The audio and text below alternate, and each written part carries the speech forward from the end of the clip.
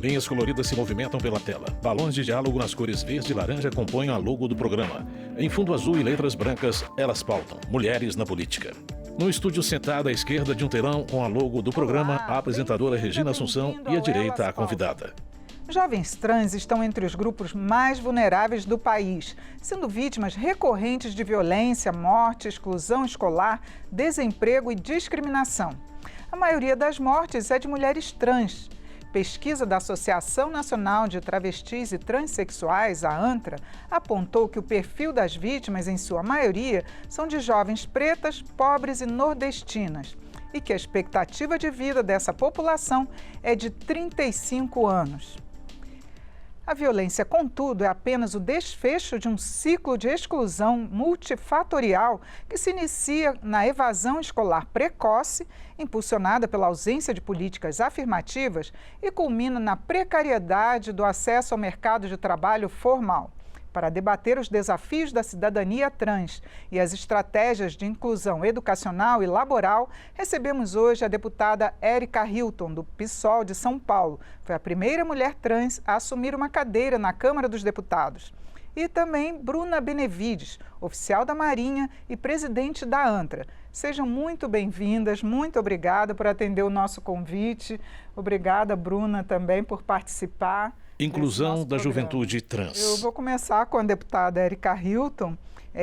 Primeiro, eu queria que a senhora falasse um pouquinho dessa sua experiência, principalmente no parlamento, né? Como primeira mulher trans aqui no parlamento, das dificuldades enfrentadas e até mesmo por conta da violência política que também ocorre aqui. Érica Hilton, PSOL São Paulo. Que a TV Câmara está discutindo essa realidade dura e triste que o Brasil segue sendo recorde, que é a violência praticada contra a população trans, em especial uma parcela muito jovem. Ser uma deputada federal eleita também muitas vezes não me protege dessa cultura de ódio e de discriminação perpetuada séculos após séculos contra a população trans. E aí a gente pensa, se uma deputada eleita com tamanho da expressão para fora da Câmara dos Deputados, como eu tenho, ainda assim é vítima da transfobia e da violência política de gênero, que no meu caso vem atrelada à transfobia automaticamente, qual é o reflexo que nós temos do lado de fora? Como é que estão essas meninas anônimas, como é que estão essas meninas e meninos também, que muitas vezes não conseguem encontrar acolhimento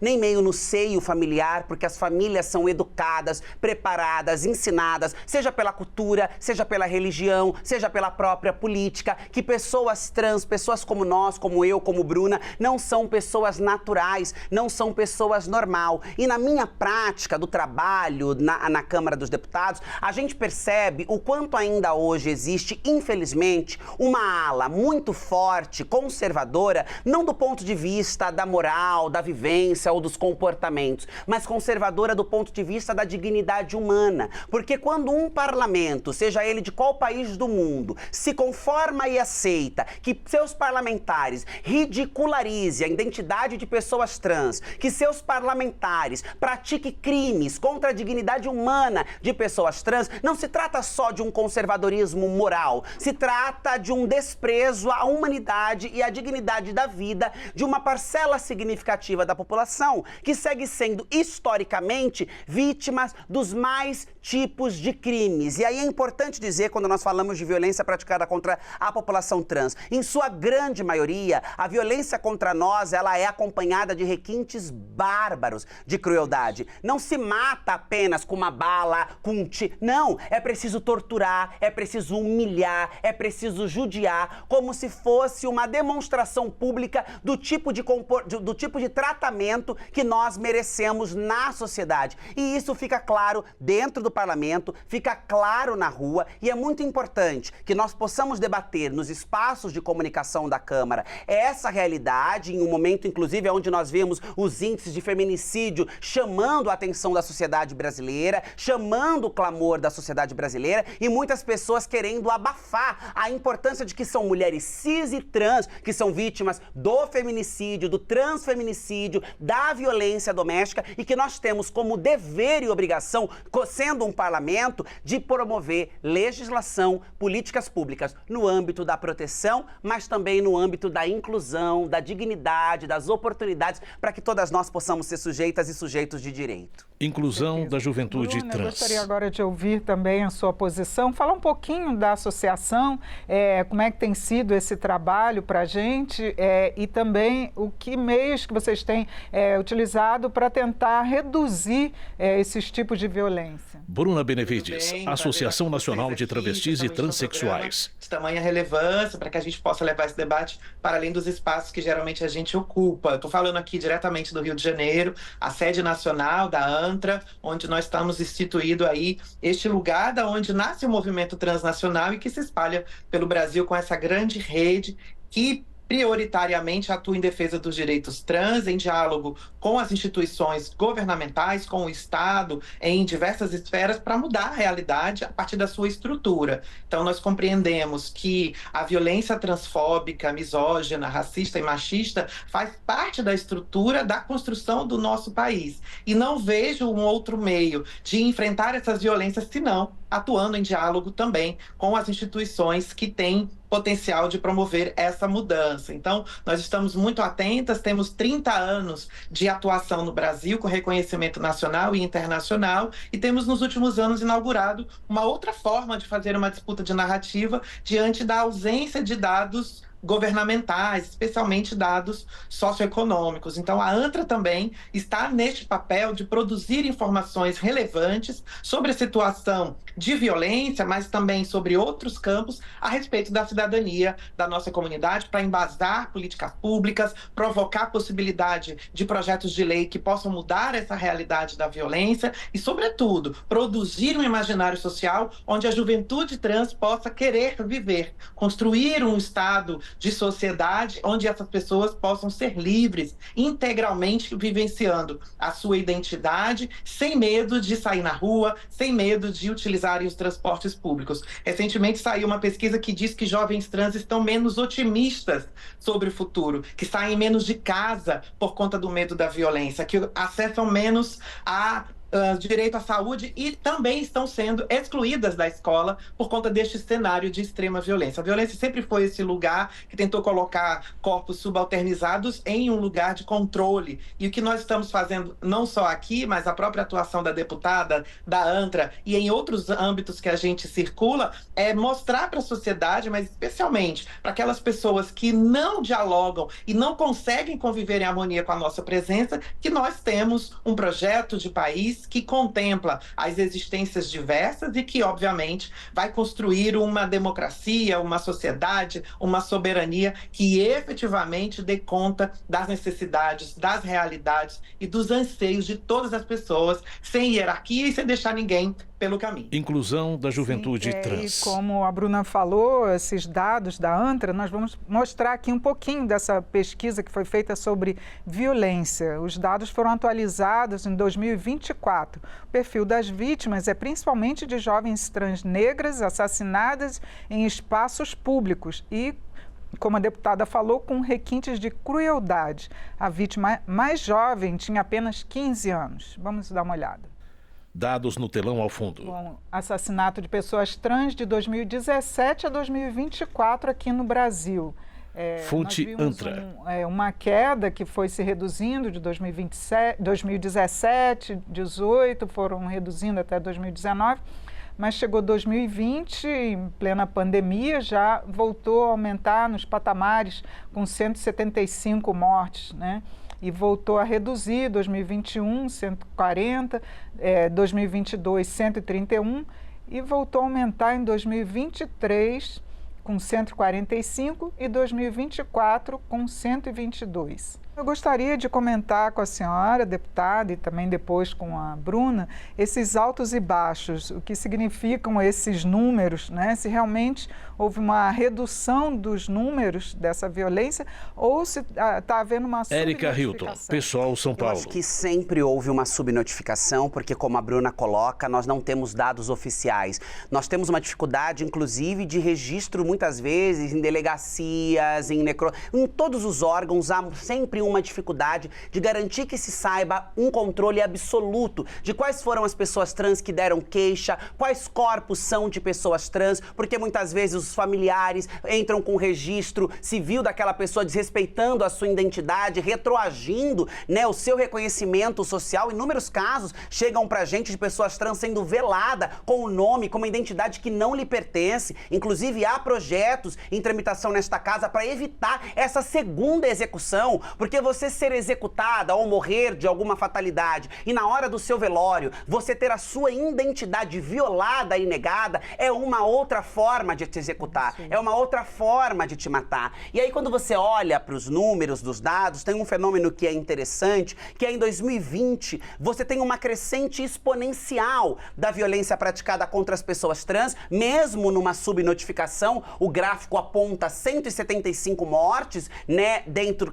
que conseguiu ser coletada, e nós avaliamos aqui que politicamente esse era um momento muito crítico, porque era um momento onde havia um discurso muito acalorado de ódio à diversidade, onde existia dentro do senso comum e numa ocupação das esferas políticas, governos que primeiro desprezavam e desmontavam políticas públicas, Ministério de Direitos Humanos que era completamente sucateado e usurpado para atender a uma agenda extremamente fundamentalista, líderes políticos que usavam o seu microfone e a sua voz para acelerar e para enfatizar o ódio, o preconceito e a violência. Quando nós, no dia a dia do Congresso Nacional, dizemos que a irresponsabilidade de alguns parlamentares significa, no fim do dia, a morte de algumas pessoas, esse dado mostra isso. Esse gráfico mostra que quando nós temos autoridade, seja um deputado, presidente, governador, vereadores, seja qual cargo que essas pessoas ocupem,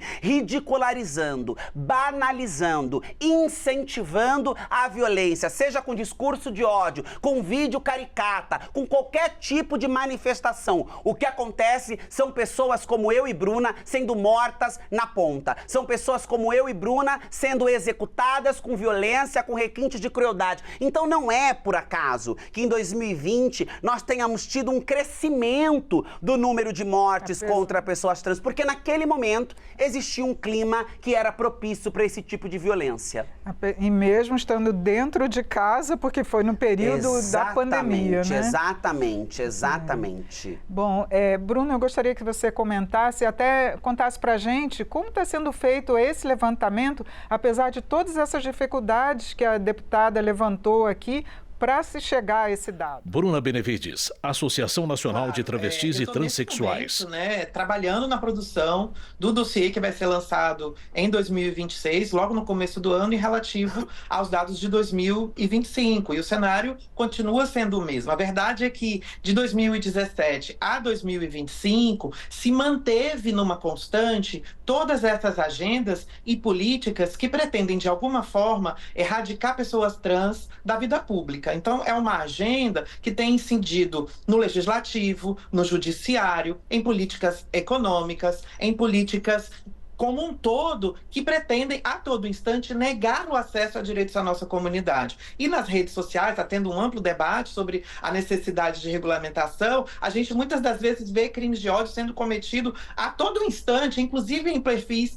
governamentais, sem nenhum tipo de moderação. Então já há pesquisas e dados que demonstram que o ódio que é incentivado, simulado e emulado ali na rede social se transforma em crimes offline. Mas quando a gente faz a média de todos esses anos, a gente vai identificar que, para além dessa oscilação para mais e para menos, se manteve também uma constante em torno de 123 casos por ano. Então, o que denuncia que o cenário é exatamente o mesmo quando subiu ou ainda quando desceu, denunciando que todas essas políticas, todos esses ataques que têm se tornado cada vez mais recorrentes, e não apenas no Brasil, existe uma agenda transnacional que tem sido mobilizada desde o Reino Unido, né, que tomou uma decisão judicial em abril deste ano, que reconhece apenas 2 gêneros a partir de critérios biológicos, o que vai dialogar com o que o Trump fez na sua ordem lá, no início do seu mandato, também negando a existência de pessoas trans, que o Milei tem feito aqui e que a gente tem visto se espalhar ao redor do mundo. E a gente sabe o que isso representa. Então, nós estamos falando dentro de uma TV que representa a Câmara, que fala a partir desse lugar da Câmara, que é um lugar que produz tentativas de institucionalização da transfobia.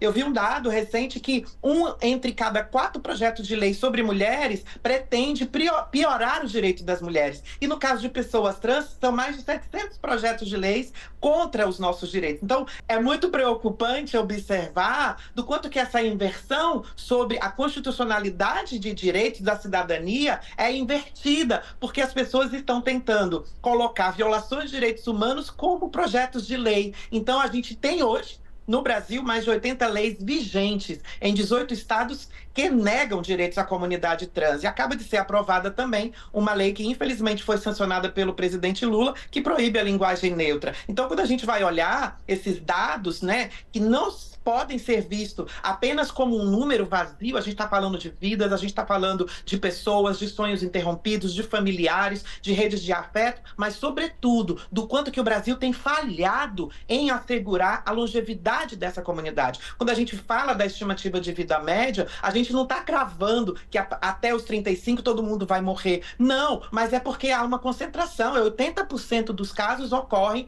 contra pessoas trans que têm menos de 35 anos. E isso é assustador, exatamente porque não existe um contexto social, político, econômico, educacional e laboral onde pessoas trans possam efetivamente gozar de direitos. Saiu uma pesquisa recente no IPEA que diz que 1 em cada 4 pessoas trans está no mercado formal. E quando a gente olha o recorte de gênero, é apenas 1 em cada 5. Então a gente fica sempre observando do quanto que parece que estamos sendo retiradas, né, sistematicamente, a olhos vistos, e as reações ainda têm sido muito incipientes, porque nós temos algumas deputadas estaduais, temos a Érica Hilton e a Duda Salabert, temos 30 vereadoras no Brasil, mas quando a gente vai olhar o tamanho dos ataques, a violência, a recorrência de disseminação dessas narrativas em todos os espaços, a contranarrativa, muitas das vezes, fica comprometida. Hoje nós recebemos a notícia de que uma menina trans de 13 anos sofreu uma tentativa de assassinato porque teve seu corpo em mais de 80% carbonizado e está em estado gravíssimo por um crime de ódio.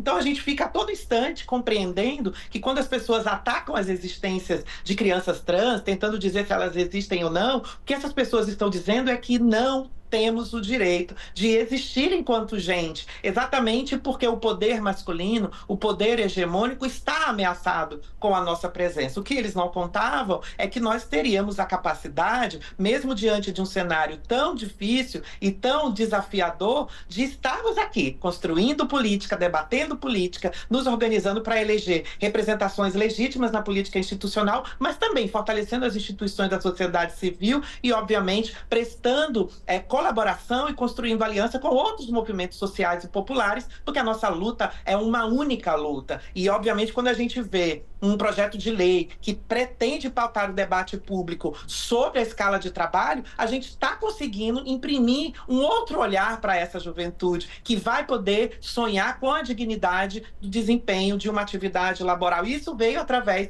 sobretudo, de uma agenda da Érica Hilton. Então, é muito importante que as pessoas compreendam que pessoas trans têm total potencial de construir dignidade, democracia para todas as pessoas. E que os direitos trans em nada ameaçam, faz retroceder. o direito de qualquer pessoa. A gente vai falar daqui a pouquinho sobre essa questão do trabalho também, mas antes eu queria ouvir a deputada sobre os projetos de lei, porque a Bruna citou o legislativo que tem sido feito, mas a senhora mesmo tem vários projetos de lei voltados para a comunidade LGBTQIA+. Érica Hilton, PSOL São Paulo. E hoje, na Comissão do Trabalho pela manhã, uma deputada usou um termo que eu gostei muito. Ela disse: nós estamos vivendo dentro da Câmara um processo de generofobia. E na hora que eu escutei, eu não entendia, e ela explicou e eu concordei plenamente e achei maravilhoso, porque todo projeto que discuta gênero não pode ser colocado para pautar. Não se quer saber nem o mérito da proposição. Se é uma proposição boa, se fala de LGBT, se não é sobre mulheres, não se importa. Há no Brasil e no mundo, a Bruna citou Milley, Trump, a própria Inglaterra, uma agenda Red Pill, que é de ódio às mulheres, que vem atrelada automaticamente, junta colaborativa, com uma agenda de antidireitos trans, antidireito pessoas trans. É como se essa se tornasse a pauta essencial da extrema-direita global, porque, como a Bruna coloca, a nossa liberdade, a nossa autonomia e a nossa existência, inclusive a filósofa, a pensadora, a intelectual Judith Butler, no livro Quem Tem Medo de Gênero, exemplifica o quanto essa existência no mundo significa uma ameaça direta às estruturas hegemônicas do patriarcado, da supremacia branca, dessa coisa local, patriotista, violenta, que caça imigrantes, o quanto tudo isso está diretamente ligado. E na Câmara, quando a gente chega para debater política de gênero, que não necessariamente tem a relação direta com a população trans, nós temos um bloqueio absurdo. Quando nós falamos em pessoas trans ou em comunidade LGBTQIA+, é como se nós tivéssemos dado um tapa na cara do parlamentar. Por quê? Para garantir o status quo de privilégios e as supremacias, todas essas que eu disse agora, é preciso negar dignidade, cidadania e direito a alguns grupos. Porque quando nós caminhamos por um processo emancipatório do ponto de vista educacional, representativo, político, social, cultural, econômico, nós precisamos remodular a sociedade. Nós precisamos garantir equidade. Nós precisamos garantir justiça social a todos os sujeitos. E parece que ainda, não parece, é uma constatação, fatalmente é uma constatação, que muitos preferem proteger os seus próprios privilégios e o seu próprio poder, mesmo que isso custe a vida de outras pessoas, mesmo que de uma criança de 13 anos. Então nós temos proposição que não conseguem avançar, que ficam travadas, paradas, porque em uma casa com 513 deputados, nós temos uma parcela muito pequena que nós conseguimos dialogar e que conseguem votar junto com a gente, assinar as nossas proposições ao lado de uma parcela um tanto quanto maior que está ali o tempo todo vigilante em obstruir, dificultar e não permitir com que a gente caminhe com as nossas propostas. Inclusão da juventude vamos trans. ouvir aqui rapidamente o depoimento de uma jovem paulista, Francine, que tem 21 anos e enfrenta muitos desafios por ser uma mulher trans. Mas ela fala da falta de oportunidades no mercado de trabalho. Vamos ver. Em relação ao mercado de trabalho, desde quando eu transicionei, há uns 4, 5 anos atrás, eu nunca tive um trabalho formal. Não que eu não tenha tentado, não que eu já não tenha enviado currículo para mais de um lugar. Francine de Lazari, estudante São Paulo. Que mesmo numa metrópole, na cidade de São Paulo, tem sido algo extremamente difícil para mim. Muitas das meninas que eu conheço, trans, que tem um trabalho formal, são trabalhos extremamente maciços e que são trabalhos que pegam muito na sanidade mental das meninas, como telemarketing ou algo desse tipo. Eu, por exemplo, tenho meu pai, eu tenho minha mãe. Se eu não estiver trabalhando, eu não vou morrer de fome. Que é um caso muito diferente para muitas de outras meninas que estão aí, né, pela cidade. Muitas meninas que não conseguem o trabalho formal acabam indo para a prostituição. Pois é, a senhora até já comentou isso aqui, essa questão do trabalho, né, a dificuldade que tem de se conseguir um trabalho formal. Gostaria que a senhora comentasse também esse depoimento. É triste que em 2025 nós ainda ouçamos que pessoas não conseguem ingressar no mercado de trabalho por conta da sua identidade de gênero, por conta da cor da sua pele, por conta do bairro onde ela mora, porque essas são realidades muito violentas. Quando nós usamos os dados de 90% da população trans vivendo da prostituição, e esse dado talvez a Bruna possa até atualizá-lo, porque é um dado que a gente já usa há bastante tempo, talvez hoje não seja mais 90% dessa parcela na prostituição de maneira compulsória, porque nós, com nossa garra, com nossa coragem, com nossa resiliência, porque precisamos ser muito resilientes, fomos abrindo caminho com as próprias mãos em meio a um lugar, a um mundo que não nos davam oportunidades. Mas mesmo que os dados tenham sofrido alteração, fruto do nosso trabalho, da nossa militância, da nossa luta, nós sabemos que ainda uma parcela gigantesca de nós não encontra acolhimento no mercado formal de trabalho. E quando encontra, como o relato da jovem que nos dá o depoimento, são nos trabalhos, nos piores tipos de trabalho, no subemprego, no trabalho com as piores condições, trabalhos que levam ao esgotamento. Érica Hilton, Pessoal, São Paulo. Dos setores patronais, dos setores empregatícios, um olhar discriminatório. É como se ao colocar uma pessoa trans no seu ambiente de trabalho, você estivesse desmerecendo, diminuindo aquele local. Pessoas trans são capacitadas, pessoas trans têm formação acadêmica, pessoas trans são talentosíssimas. O que falta para a maioria de nós são oportunidades, um olhar de acolhimento, uma política que nos permita ir para o ambiente de trabalho. Eu estou aqui como uma parlamentar, a Bruna como uma ativista militar, e nós temos muitos outros bons exemplos de pessoas trans que arrasam em suas áreas de atuação. Nós não podemos aceitar o estereótipo apenas da prostituição, da marginalidade ou da incapacidade. Se nós não estamos no mercado formal de trabalho, se nós não somos maioria no ambiente universitário, se nós não estamos em grande parcela no parlamento ou nos espaços laborais, não é por uma incapacidade da nossa população.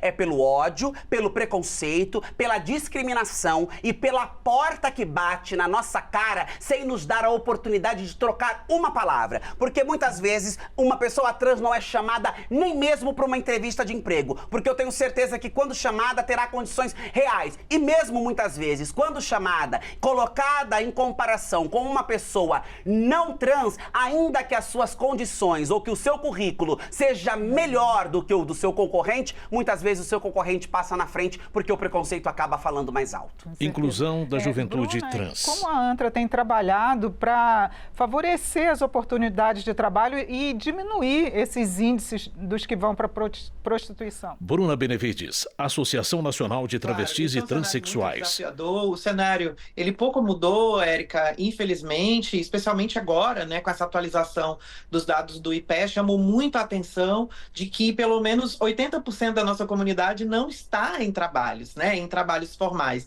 E quando a gente vai olhar onde essas pessoas estão, obviamente tem uma parcela que está naquele grupo do nem, né, nem trabalha e nem estuda, mas a grande maioria, sobretudo mulheres trans, travestis, negras, empobrecidas, ainda recorrem em grande número ao trabalho sexual, à prostituição, às plataformas de conteúdo adulto. E é importante dizer que mesmo este trabalho está sofrendo um processo de criminalização. Tem um deputado que apresentou um projeto de lei para criminalizar a prostituição no Brasil, coisa que não é crime, né? Então a gente vê que até essa possibilidade de renda está sendo tirada. Tem um outro cenário que chama muito a atenção também, que é o fato de que hoje há instituições antitrans que estão promovendo perseguição e boicote a empresas que contratam pessoas trans. Então é muito preocupante quando a gente consegue algumas iniciativas que fazem chamadas ou editais específicos, essas empresas estão sendo assediadas e sofrendo tentativa de boicote por darem uma oportunidade à nossa comunidade. E o outro cenário que é a evasão pós-contratação, que nós estimamos que ela acontece até 60% dos casos vem nos primeiros 6 meses pós-contratação, exatamente porque quando um cliente reclama de ter sido atendido por uma pessoa trans, automaticamente o que a empresa vai fazer é demitir essa pessoa. Então, a gente vê que é um cenário muito desafiador. O que nós temos tentado fazer é provocar um diálogo com diversos setores, mas essa não é a nossa competência, né? É competência do Estado promover o bem-estar social, gerar postos de trabalho. A gente está vendo aí uma mudança de cenário, que o Brasil diminuiu, né, o desemprego, mas diminuiu para pessoas que não são trans, porque o dado do IPE é de novembro deste ano. Então, para as pessoas que são trans, essa realidade ainda não se concretizou. Nós ainda vivemos nas periferias da democracia. E isso precisa mudar, porque, como a Érica falou, nós temos muita disponibilidade. Então, nós estamos hoje debatendo cotas trans em concursos públicos e na universidade. Obviamente que ela não resolve todas as questões, mas proporciona uma grande mudança. E quando a gente vai ver, de todas as vagas de cotas que estão reservadas hoje, apenas 35 foram efetivamente ocupadas. E isso quer dizer que elas não sejam eficazes de forma alguma. Muito pelo contrário, precisamos ampliar essa oferta em todas as universidades e concursos. Mas isso denuncia um cenário de violência, de exclusão, de falta de acesso à informação, mas também que lá na base as pessoas não estão conseguindo finalizar os seus estudos, que não estão conseguindo trabalho, porque hoje no Brasil, ou a pessoa trabalha ou ela estuda, né? A gente sabe a dificuldade que é se manter na universidade. O que nós temos feito, portanto, é tentar construir políticas públicas, proporcionar ações e projetos de lei que possam impactar e alcançar a nossa comunidade. Isso tem que ser feito de forma direcionada, de forma genérica, ou a partir de um olhar universalizante dos sujeitos. A gente não vai ter a interseccionalidade funcionando de forma efetiva. Inclusão da juventude trans. trans. Já se encerrou, vou pedir para a senhora só uns 30 segundos, mandar uma mensagem para a juventude trans. Como é que eles podem reagir nessa sociedade que a gente vive? Bom, dizer para que sigam firme, que não desista, que sigam acreditando, que ajudem a construir um futuro melhor apesar das adversidades da vida. Se hoje nós estamos ocupando os lugares que nós ocupamos é porque as que vieram antes de nós lutaram, insistiram, persistiram, mas mais do que um recado à comunidade trans que pode nos acessar pelos nossos canais, que acompanham a gente com admiração, é dizer para as pessoas que não são trans, tenham empatia, tenham respeito, olhe para as pessoas com um pouco mais de amor, de acolhimento. Nós não devemos viver numa sociedade tão polarizada e com tanta guerra. Pessoas trans não representam a exclusão de ninguém. Nós precisamos garantir que a dignidade também chegue às pessoas trans, porque quando ela chegar a nós, automaticamente ela estará assegurada a todos os demais sujeitos. Então as pessoas que fecham a cara, torcem o bico para essa pauta, tenham um pouquinho mais de amor, tenham um pouquinho mais de consideração, tenham um pouquinho mais de empatia pelo ser humano, porque pessoas trans são pessoas, têm dor, têm medo e estão vivendo um cenário de muita desigualdade, de muita violência. E aí não adianta bradar religião, família, fé e nos bastidores da clandestinidade, nos portais do submundo das redes sociais, serem os primeiros a apedrejar, a amaldiçoar e atacar a vida de outro ser humano. Então que as pessoas trans que nos acompanham tenham esperança, sigam firme, mas para que as pessoas que não são trans tenham respeito, empatia e acolhimento. Muito obrigada, deputada, por sua mensagem. E Bruna, também só 30 segundinhos a sua mensagem para a população trans. E agradeço a sua participação aqui. Bruna Benevides, Associação Nacional de Travestis e Transsexuais. Obrigada. É só dizer que nós vencemos, né? Apesar de tudo. Então, nós chegamos em um estado de coisas que, apesar de tudo, nós ainda acreditamos que ser quem somos é possível. Então nós temos hoje um outro futuro, diferente do que foi sonhado e gestado pelas nossas antecessoras. Então hoje é impossível pensar a sociedade, pensar a educação, trabalho, renda, saúde, próprio governo, sem pensar e falar sobre pessoas trans. Ok que ainda passamos muito ser vistas por conta da violência, mas a realidade é que nós chegamos, nós existimos e agora a gente precisa melhorar a qualidade de vida para a nossa comunidade. Então perseverança, de olho nesses bons exemplos, letramento para saber o que a gente está discutindo e, obviamente, fazer com que a deputada falou. Então, para as pessoas que não são trans, é importante vocês pensarem que se fossem os seus filhos, como vocês gostariam que eles e elas fossem tratados. Então, é isso. Muito obrigada pelo convite. Muito obrigada. Eu conversei nesta edição sobre os desafios da inclusão da juventude trans. Você pode também acompanhar o Elas Pautam pelo YouTube da TV Câmara. Siga as nossas redes sociais, Instagram, X, TikTok e Facebook. Eu sou Regina Assunção. Agradeço a você que nos acompanhou. Até a próxima. câmara.leg.br/YouTube. Créditos na tela.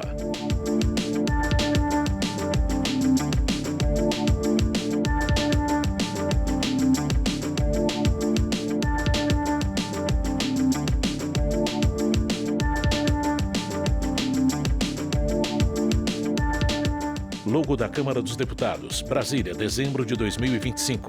câmara.leg.br